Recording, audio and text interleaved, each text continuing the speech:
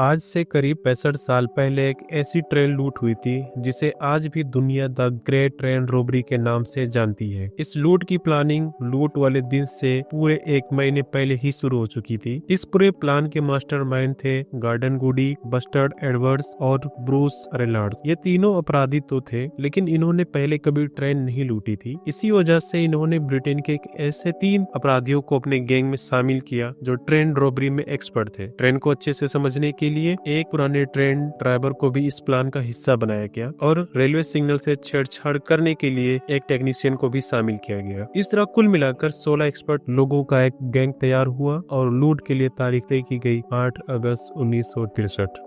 अगस्त 1963 को ब्रिटेन की royal mail train शाम करीब 7 बजे ग्लासगो से लंदन के लिए निकल चुकी थी। इस ट्रेन को करीब 12 घंटे बाद सुबह लंदन पहुंचना था। ये ट्रेन डाक लेकर जा रही थी और इसमें पोस्ट ऑफिस के 72 कर्मचारी मौजूद थे जो ट्रेन के अंदर ही चिट्ठियां और पार्सल छांट रहे थे। ट्रेन में कुल 12 बोगियां थी और इंजन के ठीक पीछे थी HVP यानी हाई वैल्यू पैकेज वाली बोगी। इसी बोगी में रखा था करीब 300 मिलियन पाउंड कैश, जिसकी आज के समय में कीमत करीब 300 करोड़ रुपए के आसपास मानी जाती है। इस ट्रेन से जुड़ी हर छोटी बड़ी जानकारी पहले से ही लुटेरों के पास मौजूद थी। ट्रेन अपनी रफ्तार से आगे बढ़ रही थी और लुटेरे भी अपनी चाल के लिए पूरी तरह से तैयार थे। लंदन से कुछ घंटे पहले एक रेलवे सिग्नल के पास ये सारे लुटेरे पहले से खड़े थे। इन्होंने सिग्नल की ग्रीन लाइट को कागज से ढक दिया और बैटरी की मदद से रेड लाइट जला दी। अब बस इंतजार था ट्रेन के वहां पहुंचने का। 8 अगस्त 1963